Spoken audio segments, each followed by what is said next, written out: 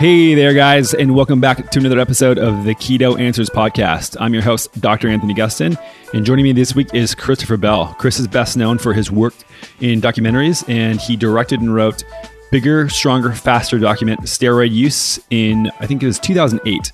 And Chris has a hell of a story. This guy, you need to tune in and listen to this. It's a raw story. Guys just brings it. And we chat about everything from his first foray with ketogenic diet and a carnivore diet in 1994 and how his path through addictions to drug and alcohol led him to rediscovering nutrition, a ketogenic diet, and why he's now doing a carnivore diet. Hell of a conversation. It's one of these ones where I look at the recorder and I think, God, I hope this is still working and I hope we're picking up all of this audio. Just a gem. You guys are going to love it. Before we get to the episode, I wanted to chat about our sponsor, Perfect Keto. Perfect Keto is all about making a ketogenic diet healthy and accessible.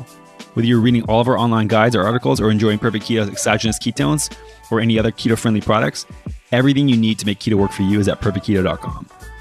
I know what you're thinking. Hey, aren't you the founder of Perfect Keto?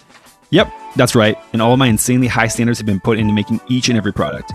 My background as a functional medicine clinician helps me craft the cleanest and healthiest possible products and best information about the ketogenic diet. Head on over to perfectketo.com to learn anything you need to know about the ketogenic diet. And if you've never tried any of our products before, feel free to use the code KETOPODCAST for 20% off your first order. With that being said, let's get into the show. Chris, thanks for joining me today. Hey, how you doing, Anthony? Doing awesome.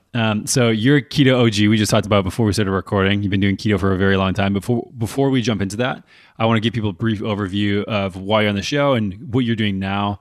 You've had a lot of success in the filmmaking world. So why don't we just start there as far as kind of where you get your start in the industry? Yeah, sure. My start in, I'd say, the fitness industry started way back when I was a teenager. I was lifting back in powerlifting meets back when I was in high school. I started when I was about 16 years old. I had actually a knee surgery when I was 16. So I had this surgery and needed to recover for football. And so I started training and started doing squats. And I had a chiropractor actually that had told me, hey, you know, your knees are bad. You need to start squatting, which I thought was counterintuitive to like what I thought. Like, oh, if my knees are bad, I shouldn't squat. But instead, he taught me how to squat, and my squat went from squatting a broomstick to squatting 675 pounds in a matter of like a couple of years. So I was really good at powerlifting. I just sort of had a knack for it, was naturally drawn into it. But I was also had this very creative side where I just like to screw around with a camera. I like to have fun and film my friends. And I had made a music video that ended up winning this national contest that Francis Ford Coppola was a judge for.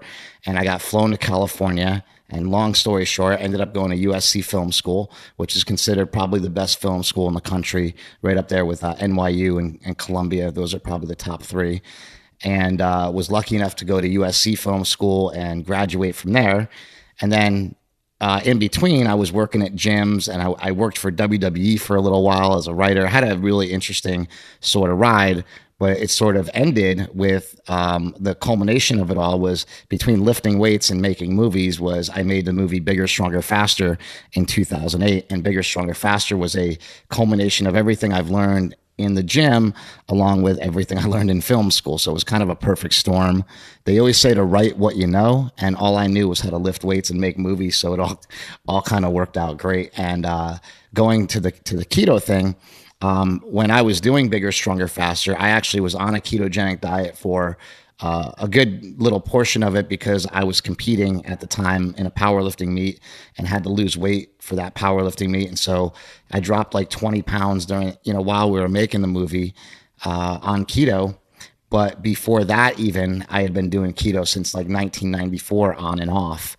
And so that was sort of my first introduction to it was when I got to California, I got to Gold's Gym. Got it. And so who introduced you to that? What was that like? Yeah, 94 is not a big keto hotbed. There was, Atkins kind of at that point. This is kind of an amazing story. So this guy, Ron Fedko, was a powerlifter at Gold's Gym. And he was also getting his PhD in applied physics and applied science, applied mathematics and physics. It was what it was, getting a PhD in both of those. And he was super smart, probably way too smart for his own good. He had a really hard time communicating with people. He was just a numbers guy. You know, he just run numbers in his head nonstop. And he had squatted 800 pounds. He had bench pressed 526 pounds. And this is raw. Back in the day, he was doing it raw. And he deadlifted over 800 pounds. And it was him and Mike O'Hearn, and they were training together. Do you know who Mike O'Hearn is? The Titan, the American Gladiator guy. He's very popular on Instagram. He's got like 1 million followers on. You know, he used to be one of the American Gladiators, and yeah, Mike O'Hearn's a bodybuilder. Like a lot of the listeners probably know who he is. But anyway, he's Mr. Natural, supposedly. So it was me, Mike, and this guy, Ron, and we were all training for a powerlifting meet. And Mike O'Hearn is shredded. He's always been in great shape. Ron was in great shape. And Ron said to me, you know, you weigh 242 pounds. You're just too fat. You need to go. You should definitely be lifting at like, you know, 198. And I was saying 198, there's no way I can get down to 198. And that's 2 weight classes down. And so he said, you can get down to 198, no problem. He's like, you're all bloated on carbs. He's like, you know, it's just, that's your issue. You just eat way too many carbs. And I'm looking at the guy like, how do you even know what I eat? And he's like, I can tell what you eat by looking at you, you know? And I had no idea what this guy meant by that or anything. But then he just basically said, I'm going to give you a diet. And so I was getting all ready to get this diet and write it all down and everything. So I went and got a pen and a piece of paper and brought it back to him. And I said, okay, I'm ready for you to give me this diet. And he just said red meat and water. And he wasn't joking. He was dead serious. He's like, red meat and water. That's what you're going to eat for the next couple weeks. And unlimited or? Yeah, as much as you want. Just eat as much red. Just don't. He said, I don't want you to have anything else. I don't even want you to chew a stick of gum. He's like, if you have to put some mustard on it or something to make it palatable, that's okay. But that's all you can eat. And so I was kind of young and I was stupid at the time. So I just took his advice and I did it. And I dropped from 242, I was maybe like 245 at the time, down to under 220. And so I made the weight class and lifted in that meet. And then we did another meet right after, a month after that. And I dropped from 220 down to 198. And I was in college at the time. So like the amount of good that did for me and the ladies was amazing because I went into college a fat kid and I come out with like all this muscle and everybody in my school was like, what the hell have you been doing? Everybody thought I was on the juice. Everybody thought I was on steroids. I never tried steroids until I was like 28 years old.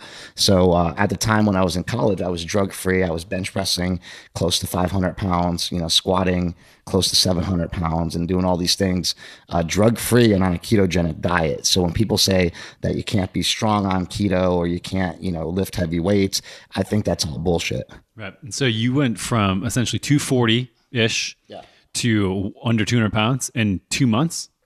In a couple months, yeah. And I got stronger the whole time. I'd say a total of, it was probably about 3 months total, to be honest, because it was like, a month and a half between each competition or something like that. Okay.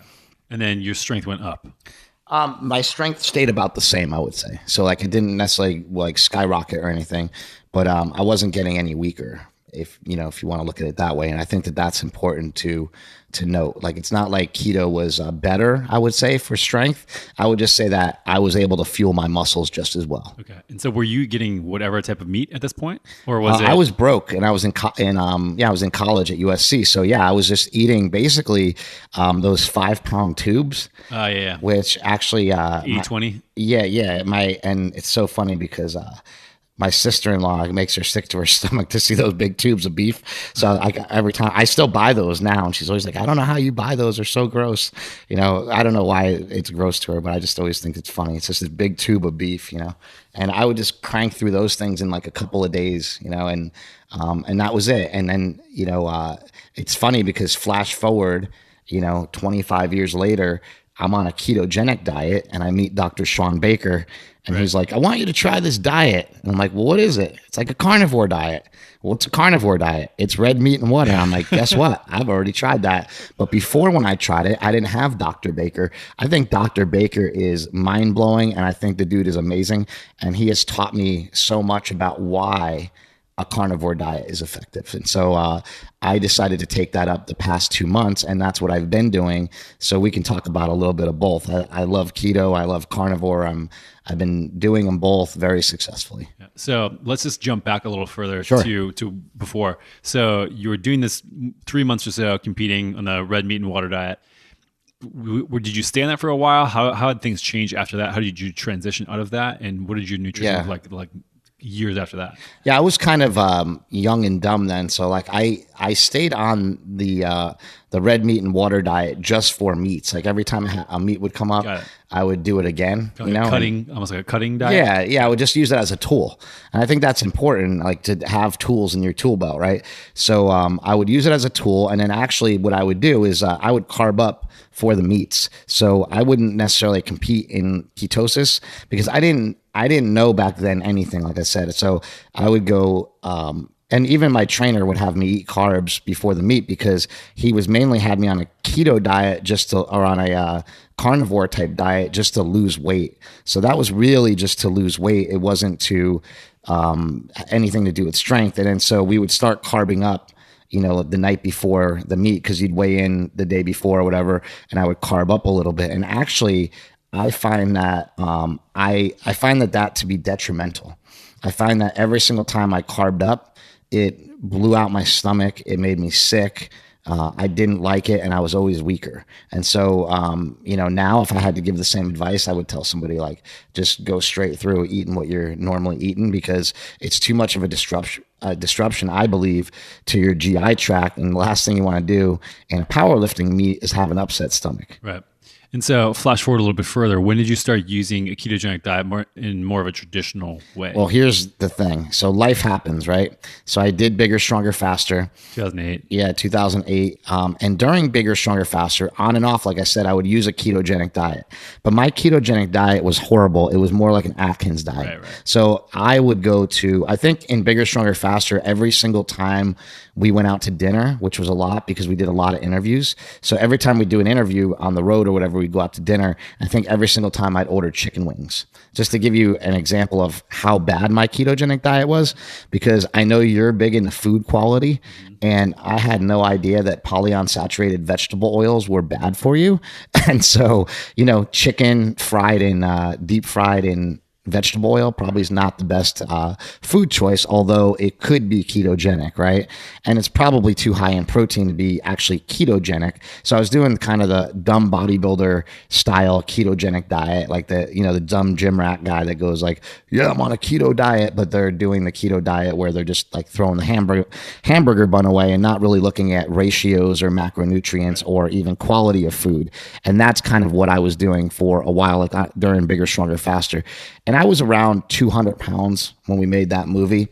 But I had a problem with alcohol that stems all the way back, back then. And that problem always came with a lot of extra calories.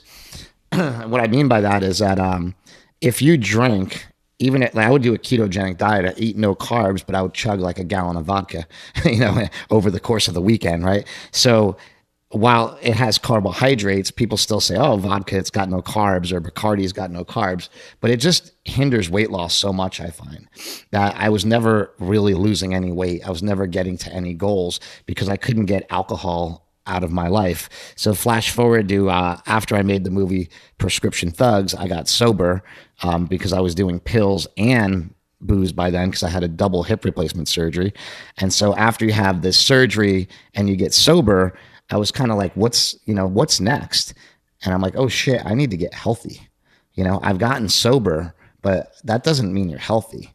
And then I started getting healthy and then started realizing, like, even as I started to get healthy, that I'm still really not healthy. So I started tightening things down even more. And that's where we are today, where now I'm still trying to figure it out. I know that there's still a lot of other things I can do to improve my health, but I feel like since those days of Bigger, Stronger, Faster, there's been so much that's changed. And that's why my brother and I have launched a whole new thing. We call it the War on Carbs. We're basically doing like a keto diet, but we're also making a movie to go along with it. And my brother Mark just wrote sort of a brief little book called The War on Carbs. That's an introduction to a low carb, ketogenic style diet that we do for strength training. Yeah, hell of a story. So when you started, you said when you got off the pills and you got off drinking, got sober, you started discovering health again. Yeah. What were those first few steps that kind of motivated you to get momentum? What I see a lot of times with people is that the first few decisions are always very, very hard. And I've been through different points in my life where it's been the same thing, but it's what creates the momentum that keeps you going in the right direction. Do you recall anything back then that maybe set you on the right path? Yeah. A lot of it was people. One inspiration I have is my younger brother, who's kind of a maniac in the gym, Mark Bell. He's got, a big YouTube channel and YouTube following, but just in person, he's one of the most inspirational people. And he would always tell me that life is just a group of decisions. And I had happened to make a lot of bad decisions along the way. And he said, if you just make all those little decisions, good decisions, then you're going to end up on the good side of health.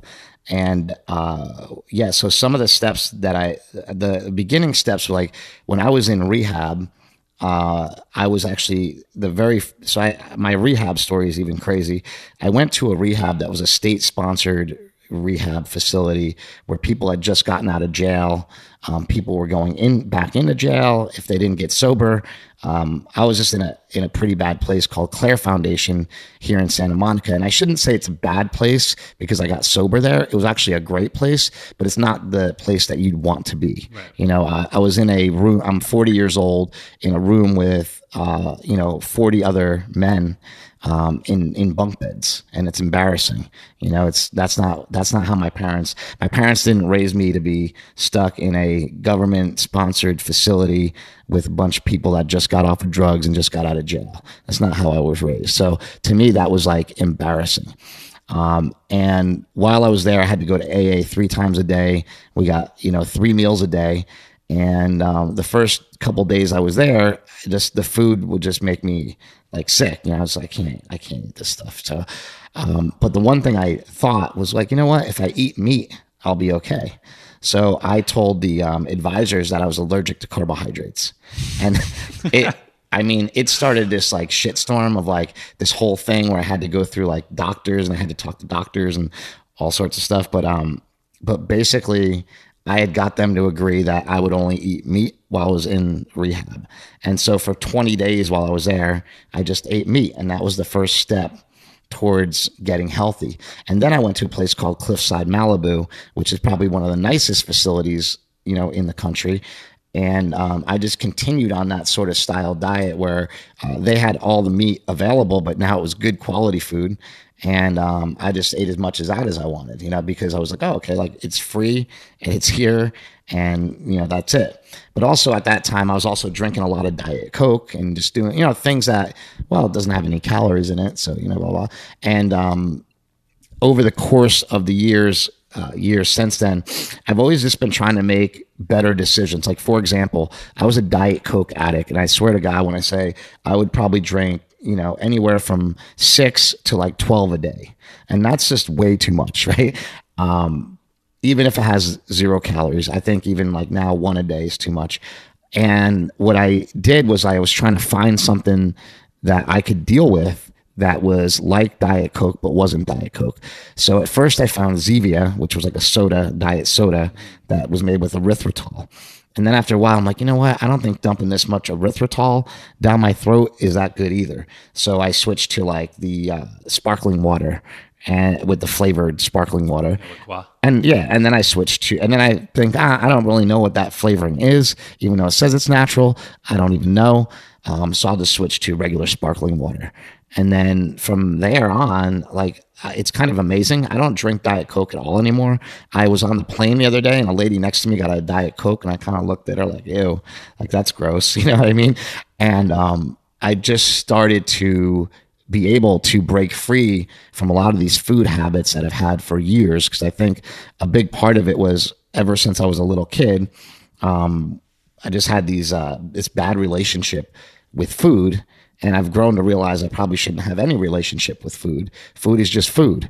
Why be so stuck on what you need to have, That's interesting to kind of like you said, always make one better decision over time, like to where you're at now. It wasn't like one big, it wasn't like going from epiphany eating.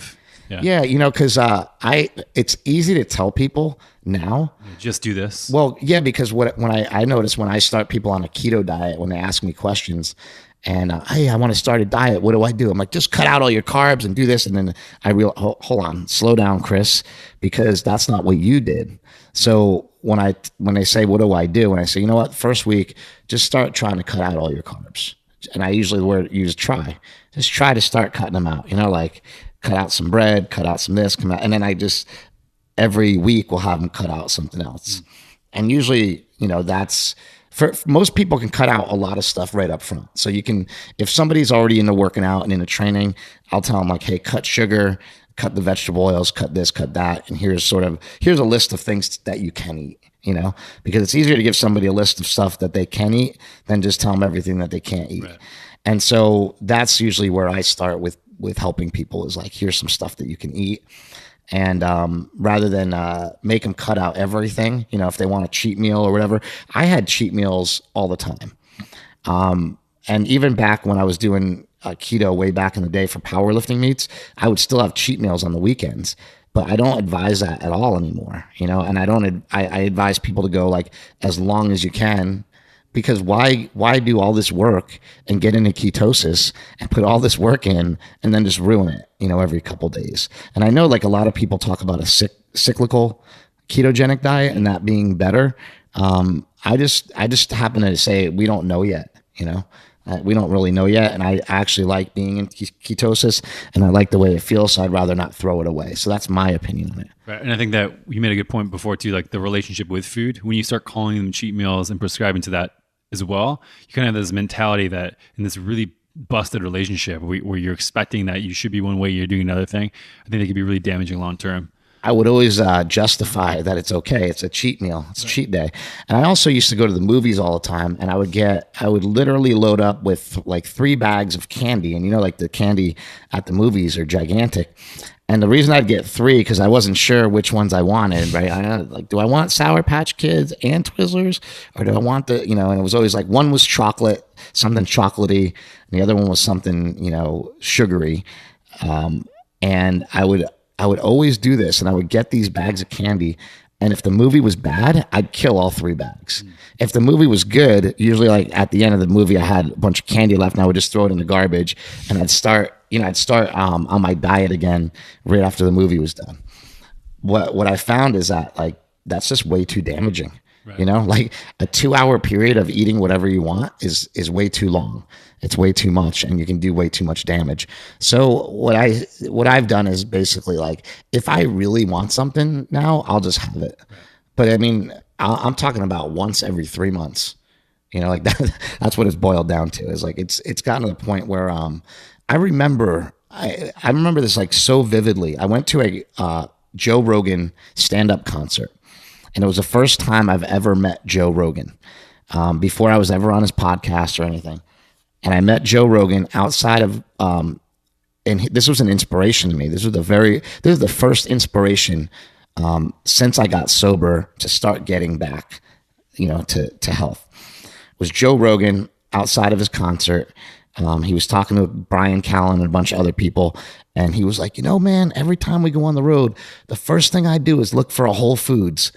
And I'm thinking, like, this is Joe Rogan. He's got tons of money. I mean, he can go eat wherever he wants. Like, why, you know? And I'm like, why do you go looking for Whole Foods? Like, oh man, you can't eat shit on the road. It's just so bad for you. Like, oh, you know, I'm thinking, this is Joe Rogan. Like, he can eat whatever he wants. Why would he care about, you know? And just the fact that he was so into his health made me kind of take another look at it, you know? And I thought, like, that's how I need to be. If I travel, I need to go to Whole Foods. I don't need to go to, I don't need to go find the nearest place where I can throw away the bun and get a burger and throw away the bun. I need to look for something, you know, something healthy. And so like that was like one of the first inspirations. And I also think that like being around people that eat good is a huge way to help you eat good, you know? And so I just started looking for better habits and better people to be around so that I wasn't so and I just think like I said, my attitude has changed, but I want to let everybody know that that attitude change took a long time, because I think a lot of people listening are suffering with the same thing. Like, well, I can't just cut out this and I can't cut out that. And, sometimes I get, like, come on, man, don't be a puss. Like, but you really got to think about it. People are really attached to the things that they eat, and to just take them away from people is really, really difficult. So doing it slowly is kind of nice. Also, I think it depends on the person. If the person has been jolted into doing a diet because of health reasons, a lot of times it's easier for them to cut out a lot of stuff really quickly. My cousin's a great example. When my cousin was up visiting us, came to Super Training Gym in Sacramento to come train with my brother and I. And while he was there, it just so happens that there was a guy there by the name of Dr. Sean Baker, who we just talked about before. And Dr. Baker, my cousin Steven, and I went out to breakfast, and he was talking about the carnivore diet the whole time. And my cousin had a bunch of questions. My cousin's had high blood pressure to the point where he had to go to get, he was a candidate for a surgery that is like really rare, that they wanted to try to do on certain people to see if it works to bring their blood pressure down. So his blood pressure has always been high his whole life. He's always had all these problems losing weight. He was about 287 pounds. I think today he texted me he's 230. This is only a couple months ago I'm talking about, like 3 months ago maybe, that he was there with Dr. Baker and I. And so he's lost like 50 pounds or something crazy. Has he been doing carnivore diet? He just did carnivore. He actually was able, because he had a medical issue, it was easy for, and because Dr. Baker was right there in front of him, we're like, look, just start eating meat and that's all you can do. And he kind of just went into it kind of blind, like I did with the first time I did it. And so for him, it's been working great. His numbers are all down. He actually has a weight loss doctor that he's been going to. So he's been going to a weight loss doctor, and imagine her shock and surprise that he's like, hey, look, here's your diet back. I quit your diet. I'm now on this diet, but I'm going to stay on this diet, and I need you to monitor me. Right. And she was at first like, you're crazy. What are you doing? And he's like, but I still need you as my doctor. I don't want you to not be my doctor. I want you to monitor me on this. I think this will work better. And she thought he was crazy, but now she's studying the diet. Interesting. She wants to know what's up. She's like, we have to study this because this could help a lot of other people, so we'll see how it works for him. We'll see how his blood work comes back and everything like that too. Yeah. One of the interesting things you said before was that it's easy to look back and see all the changes you made. Like you said, you went from Diet Coke to Zevia to La Croix, sparkling water, just to water. I did the same thing for a long period of time too. There's been a lot of times in my life where I think it's been so easy, but then I look back and like, oh shit, I did not go through that path either. Like I went from eating crap to having like whole wheat and thinking that was good, and then having low fat and going through the gamut into where I am now. What are the nutrition changes that you made that are kind of like the whole stepwise fashion that you did with the soda? Are there any things for nutrition that you can think of, like food choice that you did that with? I was actually just thinking about that, and it's really weird. When I was in rehab, I was actually on this vegan kick where I thought like maybe it'd be better to be a vegan, and maybe it'd be better to start eating plant protein. So all the protein powders I would buy would be like plant-based proteins instead of like whey and everything. Cause I bought in the whole thing that like dairy is going to kill me and blah, blah, blah, blah. Right. So I started doing, started doing stuff like that. I don't necessarily think that that's bad. I just think it was kind of like looking at it now, I'm like, why did I think that was the way, But when you're not educated, it's hard. And so one of the major changes that I made, actually just not food wise, but one of the major changes that I made was education wise. I started reading every single book I could find about nutrition that sort of fit what I was looking for, right? I think we all have our own natural biases. My natural bias is a ketogenic diet. My natural bias is towards like eating red meat and stuff like that because I like that stuff. So I was never going to be biased towards a vegan diet. If a vegan diet works best for me, then that would have been really hard for me to find out if it, who knows? I mean, maybe it is, you know what I mean? You don't really know until you do things. I happen to think it's not, but because I was biased towards them, I went towards them. I sort of was like attracted to them more. And so I learned all I could about a ketogenic diet. And after I learned all I could about a ketogenic diet, I was pretty convinced, but then we started making this movie and I started talking to guys like Dom D'Agostino and other people. And now I'm totally convinced that it's sort of the way, at least for me, for me. But as far as talking about food changes, I would say like, yes, there were food changes. I think everybody goes through this stage of like eating, red meat, like beef, and just saying, I'll eat whatever, and then I try to eat grass-fed now, mostly. I don't even know how much of a difference it makes. I know that it definitely makes a difference in the fat profile and stuff like that. But I just try to buy good quality meat. Meat's the main part of my diet. Also, like I'll never eat anything but cage-free eggs, only because I've seen documentaries on how they raise the chickens and like they just look sick. Right. And so if regardless of whether you think about what you think about the ethics of it, if your chickens look sick, who wants that? Yeah, eat a sick animal and expect to be sick. Yeah, and so sometimes I'm paying $6.99 for eggs, but I'd rather do that than just take the chances on the other stuff. And I could be totally wrong and be a sucker and paying way too much for eggs, but for the most part, you can find them on sale, cage-free eggs, because even if you know what cage-free means, you're like, we're still getting the runaround. You know what I mean? Like nothing. We think we're being a good Samaritan by buying cage-free eggs, but all that cage-free eggs means is they leave the door open for 5 minutes a day. Right. That's all it means. And there's no real special, like every different term, like cage-free, pastured, whatever, they all have different stipulations that if you know what they are, then you're in the know. But if you don't know what they are, you're just kind of flying blind, So it's like when it says pastured, you think that these chickens are just out roaming free across the land, but they're still in a fairly tight, contained place, So we have to just be cognizant of what we're buying. Yeah, and so the cage-free thing, you make a good point. So the next one up is free range, which is they have access to, I think it's something like 15 feet. Next amount of time a day, and then pastured is definitely the best you can find. Yeah, pastured is best. Obviously, the best thing you could do is like go to a local farm and find out stuff that way. But like you said, sometimes it's. Or you can be like Jimmy Moore and just get your own chickens. Yeah, if I didn't live in an apartment, that's probably the way I would go. Yeah, I know, right? A lot of work though. That's what I say. He's like, raise my own chickens. I'm like, oh, good for you, buddy. It's like, that sounds crazy. It sounds like a lot of work, but a lot of people do stuff like that. And that's probably, the best way to go. But I think that for me, the best way to go is just buy the best quality food that you can get. Also, Joe Rogan goes out and hunts most of the food that he eats. And that sounds a little time consuming for me too. He doesn't have a lot of time either, but he goes on these hunting trips and comes back with enough food for a couple months, Right. It's one of those things too that can be kind of a community building thing or like a meditative thing to go out hunting. Yeah. But it's like the time invested. I didn't do it when I was younger. I want to start to get into it, but I have it's the time commitment it takes to start that trend. It's a lot of investment, but so you said that you started a carnivore diet again recently. Is that just hanging out with Sean Baker, or so kind of convince you to go back from kind of a whole foods based ketogenic diet to a carnivore diet?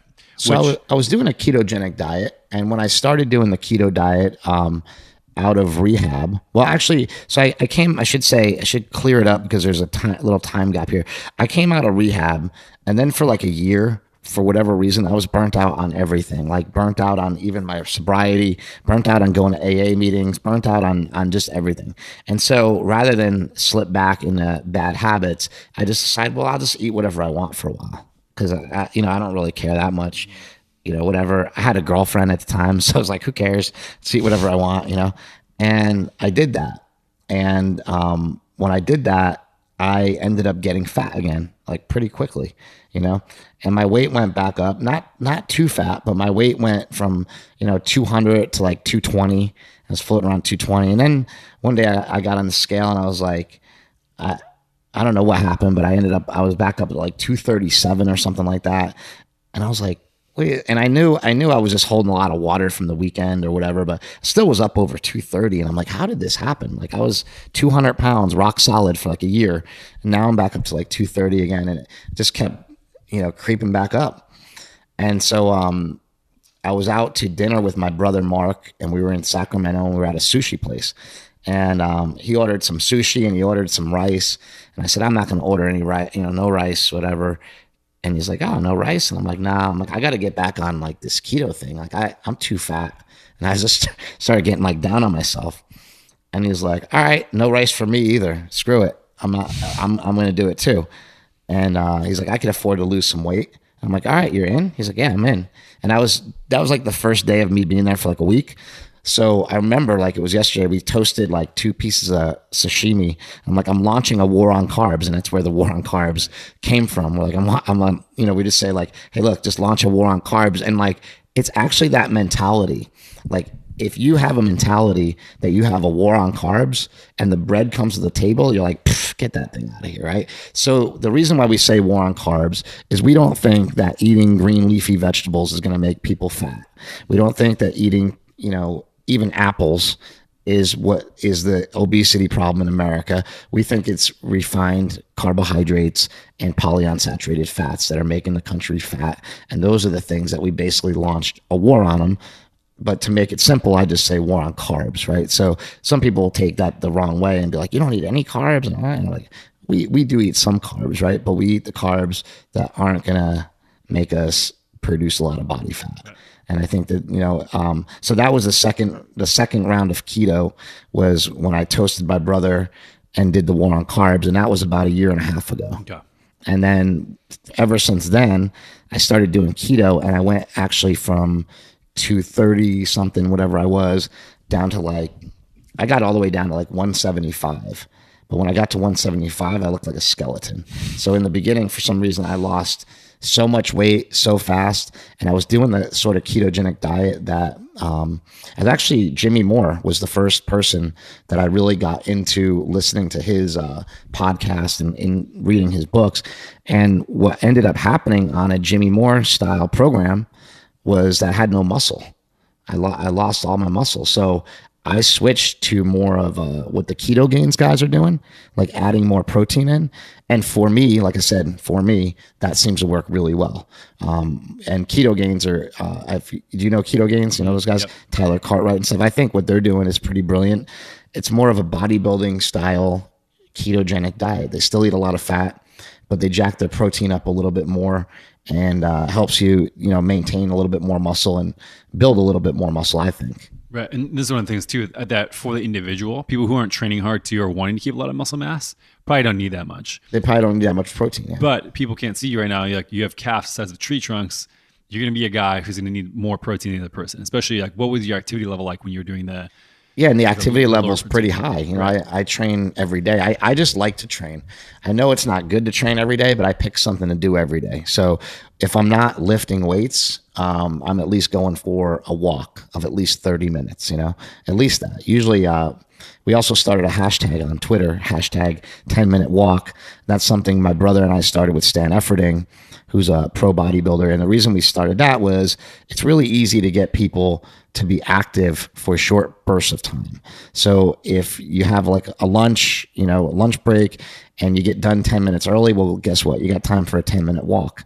And it's been shown in a lot of research that walking stimulates appetite, or it stimulates weight loss, digestion, and it will basically, after you eat, it's going to help jumpstart your digestion. Mm-hmm. So I just think, and whether it does or not, I don't even care. I think that it's just good to get moving. It's good to be moving. It's good to have motion because for whatever reason, I have arthritis really bad. Whatever reason is, the more I walk, the better I feel. So it's not like the less I walk, the better I feel. It's the more active I am, the better I feel. So for me, it's something that really has helped me just to feel good. So when you ratcheted back up the protein, did you notice that you kind of went back to more of a neutral weight that you were comfortable with, or was it as simple as that? As far as so right now, recently, I've been pretty rock solid at around like 195, 196, and I've been staying there, eating. Basically, I eat as much as I want, which I know it sounds crazy to people, but on this carnivore diet, the staple of my diet is ground beef, grass-fed ground beef patties from a place called Crowd Cow, which is just one of those websites where you can order, really good quality beef. I feel like they're, for some reason, the ones from there taste the best. So that's what I get. They come frozen.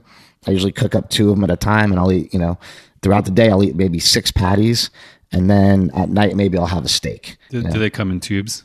No, they don't come in tubes, but they come in like these frozen packs of 2. So there's always something wacky you got to do to prepare your food. The frozen packs of 2, you got to smash them on the counter until the burgers break apart. Right? There's always something that you got to do. It's a little bit crazy. And so what got you back into carnivore after all these years? Well, carnivore was, hanging out with Sean Baker. Was like, he came to visit. And when he came to visit, I was going to interview him. And before I interview anybody, I always like to try to figure out what they have going on.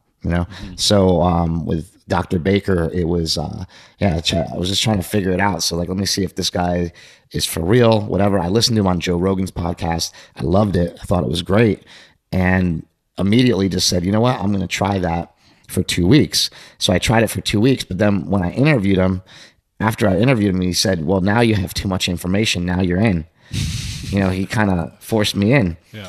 But I'm telling you, he was so interesting to listen to, and even like watching him train, he trains like a maniac. So seeing all that, I was like, well, this guy's 5 years older than I am. He's in his 50s. Like, how is he not? How is he moving around like this? How is he doing all this? So I just figured, hey, if it works for him, maybe it'll work for me. And now I just got my blood checked, actually today, a little bit before I came here. And so I'm interested to see what those results are. I'll be happy to share them with you. Yeah. Is there anything that you're tracking specifically? Well, we just want to make sure that the iron's not too high. That's something that could happen on a carnivore diet. According to Sean, unless you're metabolically damaged, that won't happen. Want to make sure, want to check cholesterol. Obviously, like, we know that number is not always the most important factor. But yeah, so my brother just got his blood tested, and he got the results back today, and his iron was high, but his iron was also high in his last test, before he did carnivore. And also, Mark has been known to use anabolics. So that definitely affects things. And, his C-reactive protein was also high. Yeah. And, on my first blood test on keto, my C-reactive protein was like off the charts, but, I don't know what that's from. Like, the doctor hasn't been able to figure that out yet. So we're basically waiting to see what the next one says. And this blood test should actually be good because, I've been on the carnivore diet for the past 2 months. So I'm thinking that it'll come back good, but we don't know yet until we see it, But actually, last time I did my blood work on keto, besides the C-reactive protein being high, which they think might have been due to medication, because I was on other medication, and I think that might have been what spiked that. And I'm off that medication now. So but besides that, my cholesterol was, 190, I think, like that. Everything was pretty good last time. So on keto. Yeah, it'd be interesting to see what so the C-reactive protein, for people who aren't aware, is just an inflammation marker. Inflammation, basically inflammation marker. Also, like, if you have chronic arthritis, that can lead into that as well. I have really bad arthritis, so that's another thing where it's like, well, your C-reactive protein might just be high, and you're screwed. So I don't know. Have you noticed a difference this round from switching to a general ketogenic diet to a carnivore diet subjectively, and like how you feel day to day? What's weird? I don't really feel any different at all. You know what I mean? So a lot of people tell me like, oh, your joints will feel better. This will feel better. That'll feel better. I felt fine on keto, and I feel fine on this. I feel a lot better. If I eat carbs, forget about it. I'm done. My joints will swell up. Everything will hurt. I'll feel like shit. I'll be grumpy, everything.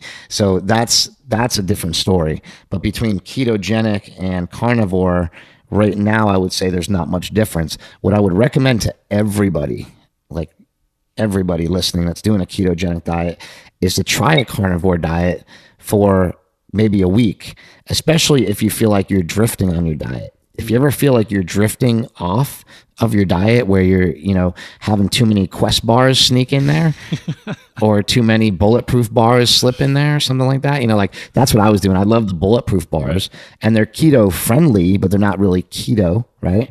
I love keto cookies. Those are actually ketogenic, but we're not supposed to eat 10 of them at a time, I don't think. so, but every once in a while I've had those times where I'm like binged on stuff.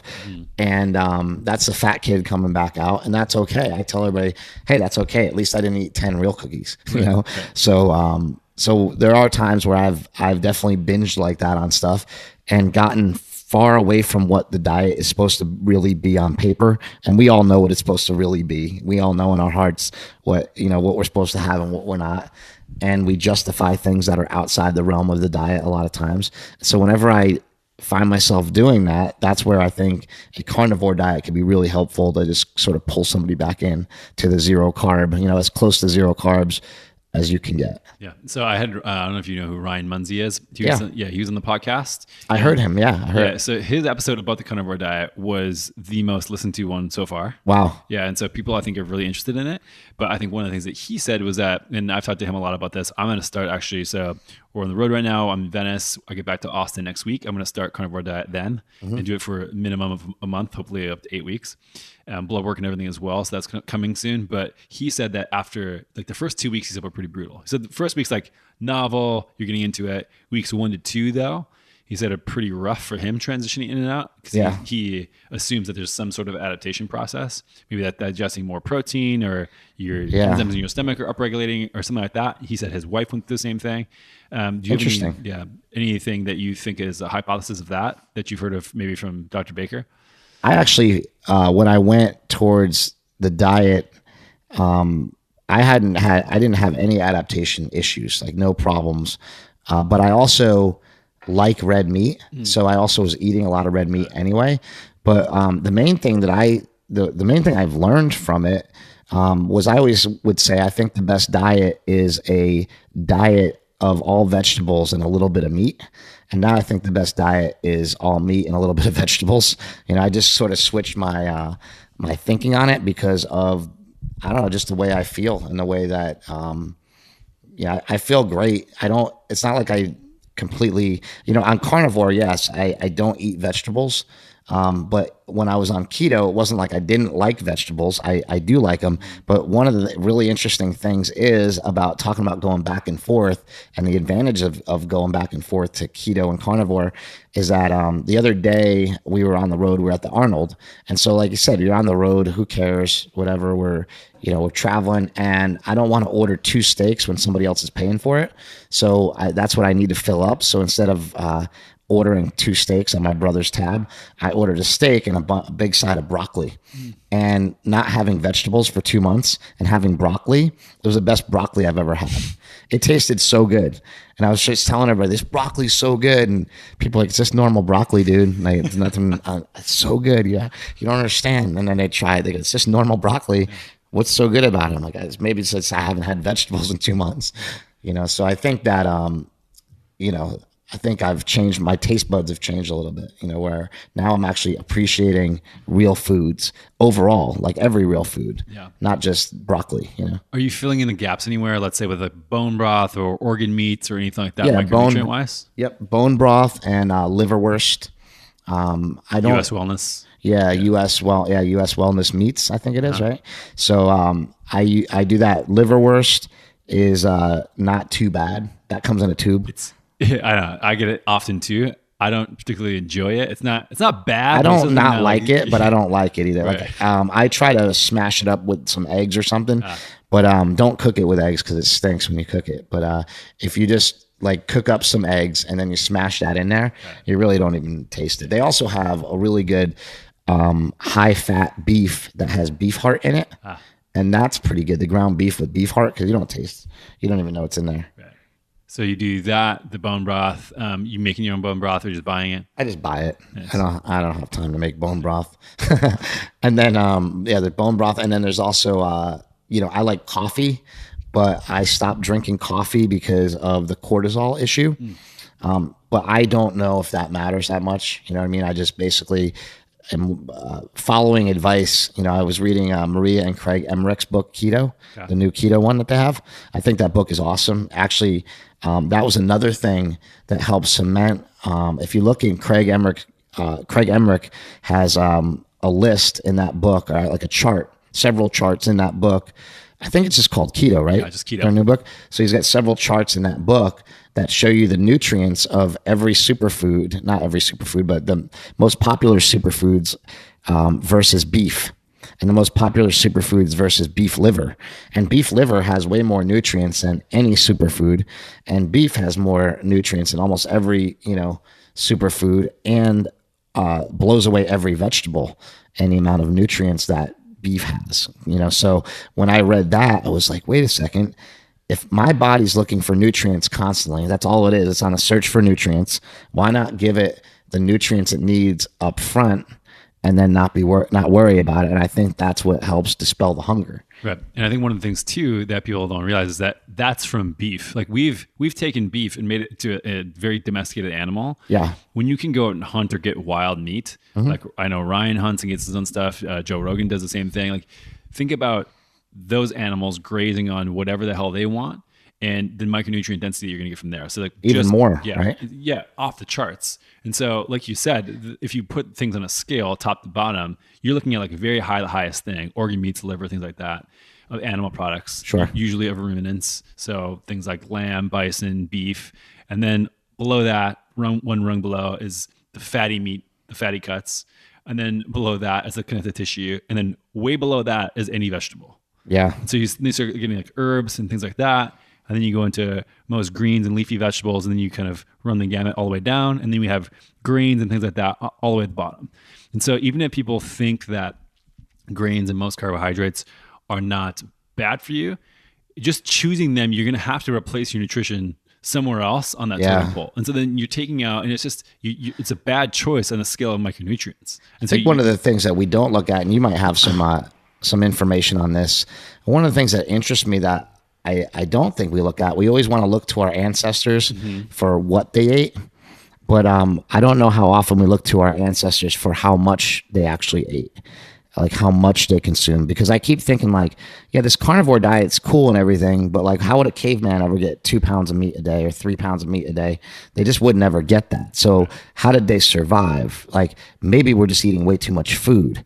Maybe we have it all wrong, so I keep thinking about that. Like that's one thing that keeps in my head is like, we have such an abundance of food. Maybe we just need a whole lot less food.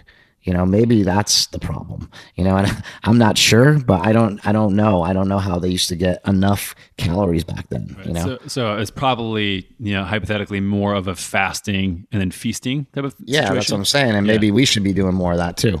Are you doing any fasting yourself? I do a little bit of fasting. I don't like it, to tell you the truth. I like to eat. Yeah. I like fasting, but I also, I have to say that since being an alcoholic and a drug addict, I've been sober for 4 years, and food's all I got now. So when I used to do like, booze and drugs, it'd be like, oh yeah, cool, I got something to do.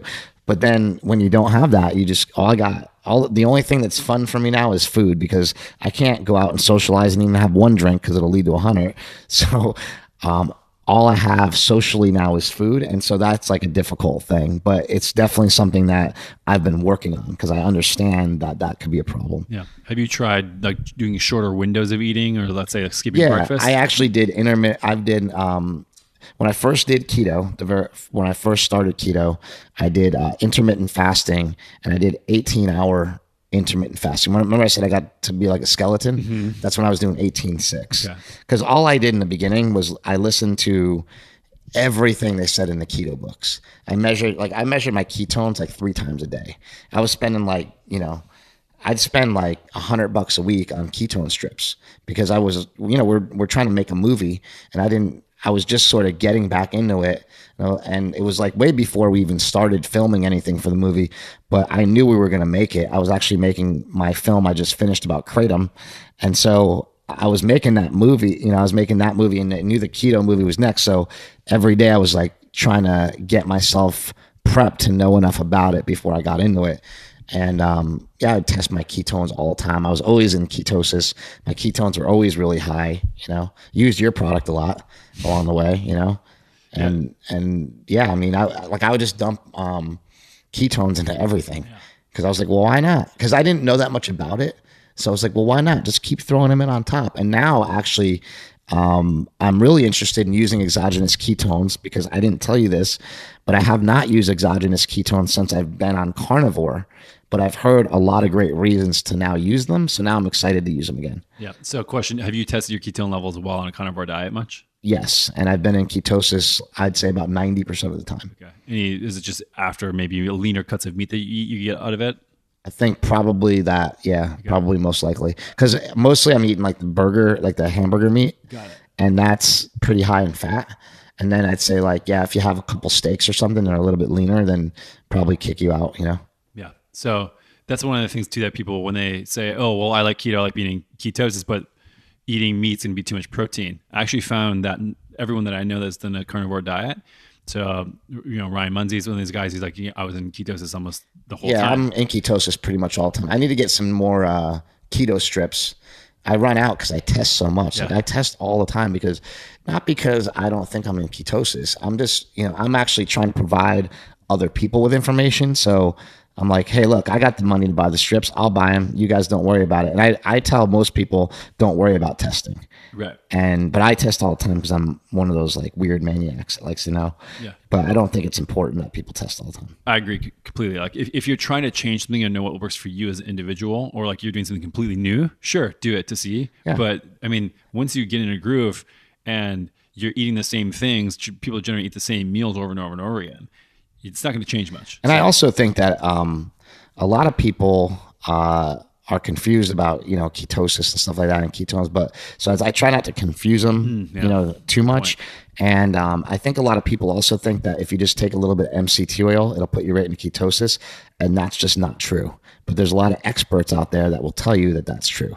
Oh, if you just take a little, thing of my MCT oil, you'll get into ketosis, right? And it's just not true. And so we hear that a lot. We hear that a lot from, like Dave Asprey says it all the time with Bulletproof. Just take a little bit of brain octane oil, you get right into ketosis. Every time I've done that, I've never gotten into ketosis. So it may work for him, and I don't think he's lying. I'm not going to say he's lying.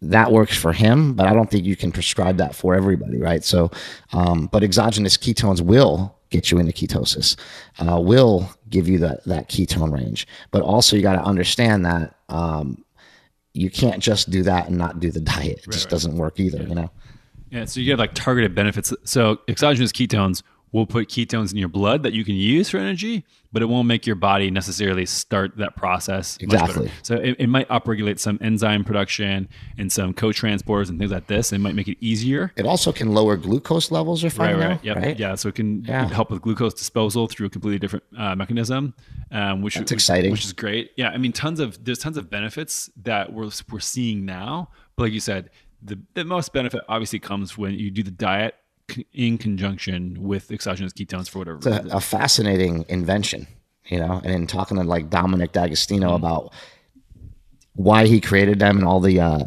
uses for NASA and the Navy SEALs, and they stop people from having seizures. Like, to me, that's kind of incredible. To me, the reason why I'm doing keto again is because of guys like Dominic D'Agostino. It's because of guys like you. Like, you're at the forefront of this, whether you know it or not. But you had a product out a couple years ago, right? How long is your product around? November 2016 is when we launched. Yeah, so like I think we were the 2 years almost. Third brand that was in space, and now there's hundreds and hundreds of exactly. It makes me mad, kind of, because like everybody's got a ketone now, but I don't think anybody knows what they are. So I'd stick to the brands like yours that have been around.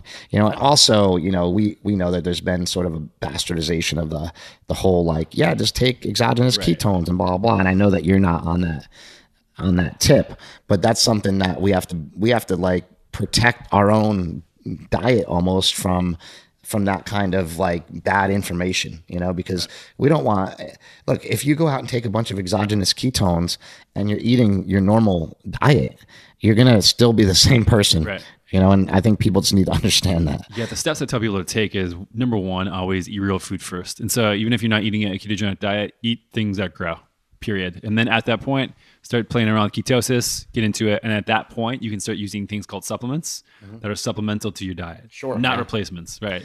They fill gaps and they help out, but they're not the sole source of nutrition. And it's not something that is responsible for getting you into ketosis and keeping you there. I mean, they're a great tool for a lot of different reasons, but yeah, I mean, they're called supplements for a reason. As far as I've learned from doing this diet, Being in ketosis doesn't necessarily guarantee that you're going to continue to lose weight, first of all. And it's not the be all end all to the whole thing, right? So it's like, as long as you're trying to get into ketosis, I think the diet works. I feel like people get so worried about whether or not they're actually in ketosis all the time. But like you said, we use those ketones. We use them up sometimes. Sometimes we work out really hard and we've used them up. So like people get way too disappointed when they're not in ketosis. And so they chase ketones way too hard. And I was really guilty of it in the beginning. And all it did was make me put more butter in my coffee, more MCT oil in my coffee. And then what are we doing? We're just adding calories. But what I realized is those calories are pretty empty. If you're looking at butter, like, yeah, butter has nutrients, but how many nutrients? How much? I mean, if anything, if you're going to chase ketones through nutrients, like eat another steak. Right. You know what I mean? Like that, don't do it with like, butter, MCT oil, whatever, because you're just loading yourself up with more calories that I think weren't beneficial. Right. So this comes to a good point where you were saying before how you're not sure how much we're supposed to eat. We chatted before that we started recording that there's some contention between different camps about do calories matter? Yes or no? Like sure. How much, everything or nothing. Where do you lie on that? That's what I'm saying. Like as a filmmaker, all I want to do is get to the bottom of it, right. Get to like the truth. But it's hard because like I have my own opinions, of course. Like I feel like calories matter somehow, but I don't know how. But I've been listening to a lot of information, reading a lot of information from Gary Taubes, who like literally emphatically just says like it doesn't matter. Exactly. It's not this, like it's all hormonal. And I'm not sure because he's got me convinced. Like I want to believe him so bad, but I'm not sure because I've also seen people, people eat a lot, they get really fat. Right.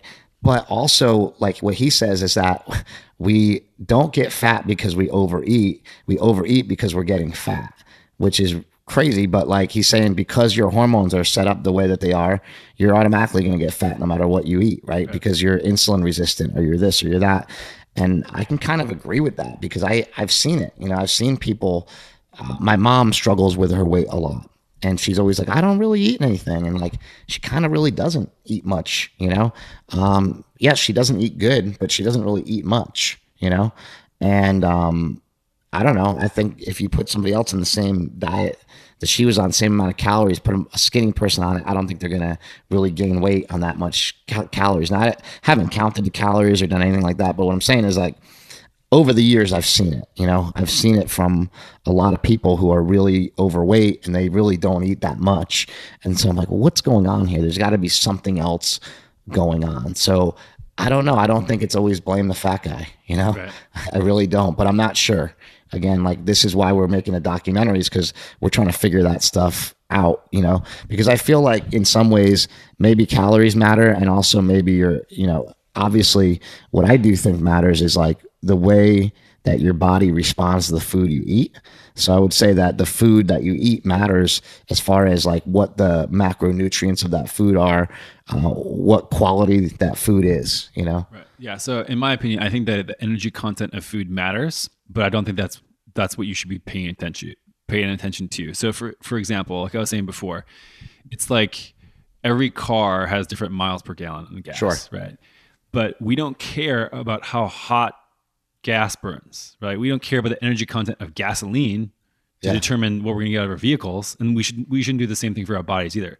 In the same way with like we can overfill gas tanks. Sure. Like you can have too much gas in the tank. You can eat too much food, but how much we're burning through that food and that fuel is going to be different for every single person. If you're built like a semi truck, you're going to use a lot more fuel than somebody who's a little tiny Toyota Prius. Yeah. Like there's just different vehicles, and like every human body is extremely different. I think we want to say calories in, calories out, and we can measure calories in all day long. Right. There's a million apps for it. Try measuring calories out. Exactly. Try figuring that out. Try to figure out how somebody expends, calories. And it's like, it's really difficult, it's a really difficult thing to figure out. And I think there's so many little factors, but at the end of the day, they say, well, what if you starve somebody? Then they, like, look, you starve them, they don't eat, and I think that's just a different thing altogether. Like even when people do go on fasts, like in some of the Gary Taub stuff, like they have people that have fasted, for like a long time, and they still barely lose any weight and stuff like that. So there's really just interesting things out there. And like I said, we are all kind of different, but we definitely need to find out some commonalities to this diet thing so that we can give some people some good information. It's hard to give people any sort of general information on their diet. When somebody says, well, what's some good information? Give me a couple things. And it's like, well, don't eat sugar. But then somebody else will say, well, that's not, like if you really do look at the studies, there aren't really a whole lot of studies that say like sugar does this or does that, like causes diabetes or whatever. Like, it's really hard to figure out like what to tell people, because when you start looking at the science, the answers aren't always there. I feel like what really needs to be done is more research on nutrition. Mm-hmm. And that's one thing that we're really lacking in this country, is that every time your study has the word nutrition attached to it, it gets flagged and turned down because nobody wants to spend any money on nutrition. Right. They want drug attached to it, to the end of it, Yeah. And so it's, who's going to do those studies? How are they going to do them? I mean, it's a very tricky thing to do in researching nutrition. And I mean, I think we're at a point right now where it's just like, it's very, very difficult to get. What incentive does the sugar industry, or any industry for that matter, have to do a study that says that their product is bad for you? Right. Nobody. So they're not going to pay for it. And they're the ones with all the money. Or pharmaceutical companies. Or the people like us that want to prove that, we're not going to spend our own money just to say, hey, look, this is bad, or, whatever. It's got to come from the government. Like, the government has to care enough, and hopefully eventually they will. There's a lot of people out there. Nina Teichholz is one of them, who I really appreciate. She has a thing called the Nutrition Coalition, and she's trying to change the dietary guidelines for America. And I think people like that are great. That's more what we need, Right. Yeah. It's so multifaceted to like think about how we're going to change that and move forward. But yeah, I mean, people like that are doing good work. Like, I think that's I just think even our movie, What the Health.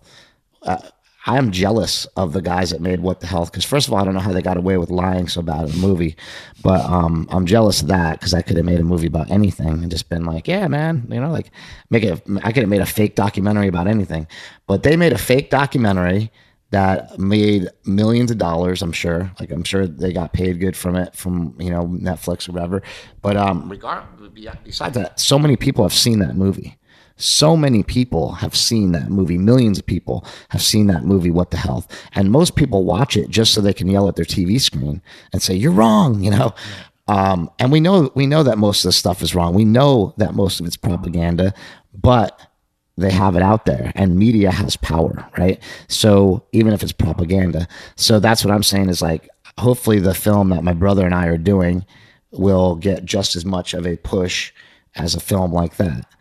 I know it's going to cause a big stir in the vegan world, because they're going to hate it, because I'm not a vegan, and I'm not going to, but I want to interview vegans. I'd love to talk to vegans. I'm not against the vegan diet for any, by any means. I'm not against any diet. I just want to know the truth for me, and that's what I'm really looking at. So hopefully our documentary can, it won't be out. We just started it, so it's not going to be for a while. Have it out in like another year or so, probably. But what we're really looking for is just to sort of find the truth and try to help some people figure out their own diet issues, Yeah. I mean, I'm going to love it, I'm sure. And yeah, I think that's one of those things where it can just help reach so many people. And that's what we're trying to do with our products, not from selling products, but from providing a portal. So if somebody gets our stuff and then looks at our website, we have all content where people can search and kind of figure out their own way and educate themselves, instead of just being confused by the whole thing. Yeah, I like doing it. I like helping people. I tell people all the time, hit me up on Instagram. Let me know what you need, blah, blah. Most people have really simple questions, and it's really easy to point them in the right direction. And for the most part, it takes me 2 seconds. So if anybody listening wants to hit me up, I'm at Big Strong Fast. Most likely I will get back to you. Sometimes I get busy and don't see every single message, but for the most part, I try to get back to people and answer their questions, because to tell you the truth, most people's questions are real easy. Yeah. And it's a difference between them starting and not starting, but also when, somebody that you look up to. I understand that what I do has power. I understand from going to the Arnold that somehow, weird ways, bigger, stronger, faster has changed people's lives, they tell me. So when you're in that kind of position of power and you can help people, I think we should, and so I always tell people like, yeah, just hit me up. And if I can help you out, I will. Right. So the movie can do that in a bigger way, in a grander scale, where we can hit a bigger audience, and that's the goal. Doing amazing work. Before we get finished, I want to chat about some big points that I always go through with every guest. So nutrition, movement, sleep, and stress, and how you address those. We already talked about nutrition, where you said you eat, the 2-pack of ground beef and this maybe a steak for dinner. And then I think your ask for the audience was try it out for a week or so. Yeah, try it out. I think everybody should try it out. Just to have another tool in their tool belt. If you don't like red meat, for whatever reason, you're weird. No, if you don't like eating steak or red meat, you can definitely do it with like salmon, and some other stuff. But this red meat has so many of those nutrients in it that it's really hard to beat. But I would say or switch on and off between like red meat and salmon. I also know it can get expensive. So I want to tell people don't be worried about it being so expensive. Just get ground beef, because most people can do ground beef and eggs. So as long as you can afford the ground beef and eggs and, go that route.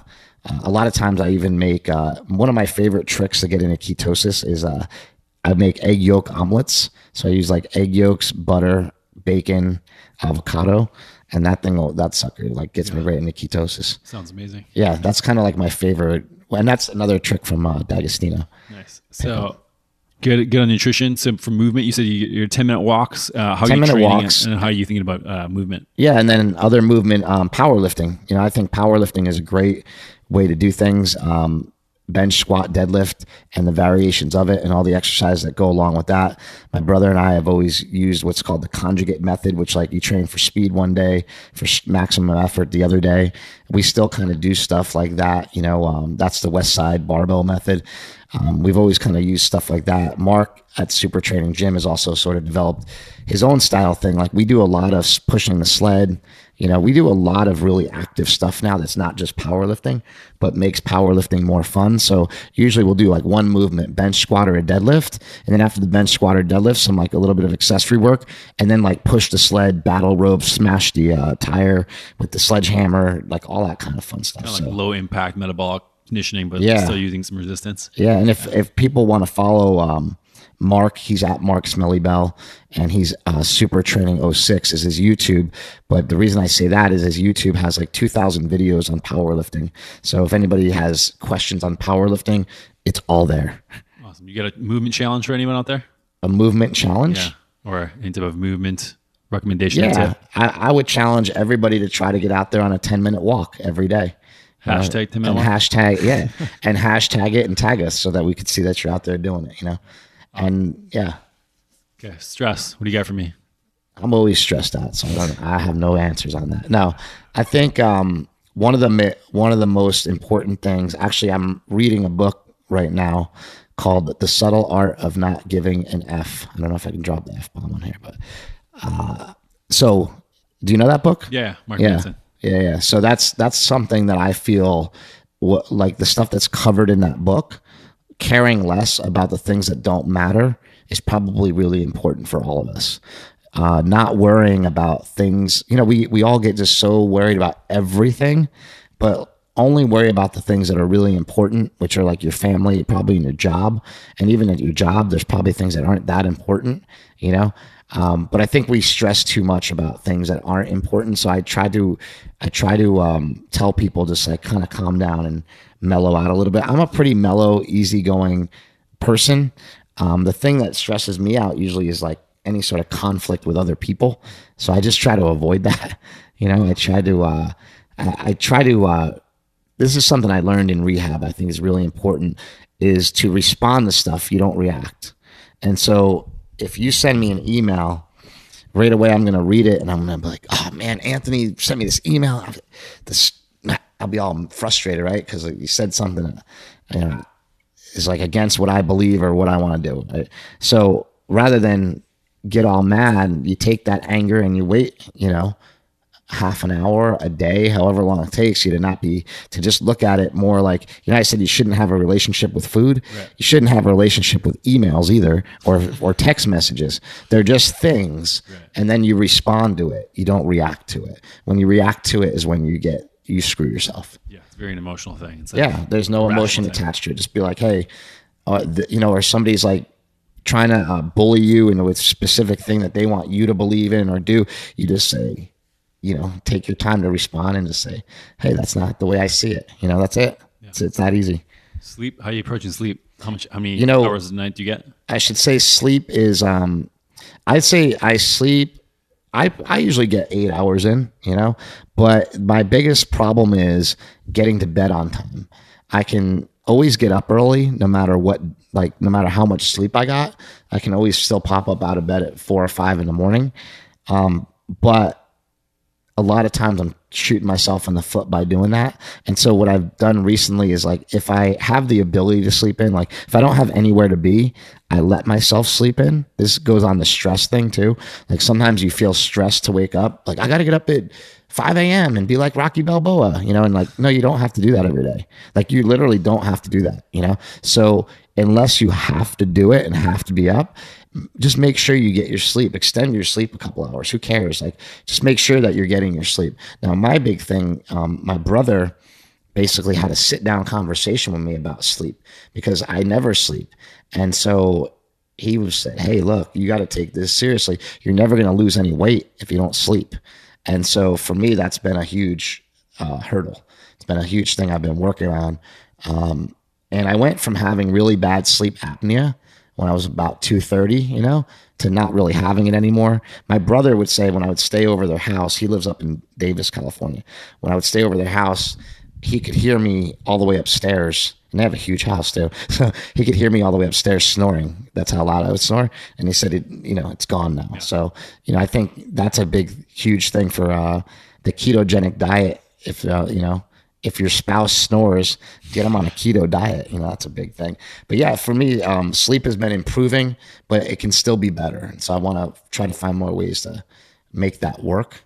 Yeah. I've been looking into using some things to help me sleep. Like, for example, people talk about using CBD oil and CBD and stuff like that. But there's also marijuana has a component called CBN. And I haven't tried it yet, but I've been hunting for it. So I've been trying to find the CBN oil, because I hear it's really good for sleeping. But one of the things I have tried for sleep that does help really good is magnesium. I take magnesium glycinate. Yep. Glycinate. Take magnesium glycinate. Usually take 4 capsules before I go to bed, and that has helped tremendously. Yeah, because a lot of times I get restless legs and stuff like that, and that knocks that out. That's one of the biggest things that I always tell people when they have trouble sleeping as well, is magnesium, either glycinate or taurinate. Those chelated forms are just incredible. Yeah, and then I also, I don't know if it helps me go to sleep better, but I've been sleeping better with it, so when I wake up, I feel better, The other thing that I think is important to note about sleep, like one of the really important things that I've learned was from Rob Wolf. During the course of making this movie. And Rob Wolf said, hey, look, it's probably impossible for most people to do. But if you were to go to bed when the sun goes down and wake up when the sun comes up, what the research says is you really that would be he basically said, if you can make one change to your nutrition, what would it be? One thing. And he actually didn't mention nutrition. He said, if you go to sleep when the sun goes down and wake up when the sun comes up, you probably have to worry a lot less about your nutrition. And I just thought that was fascinating.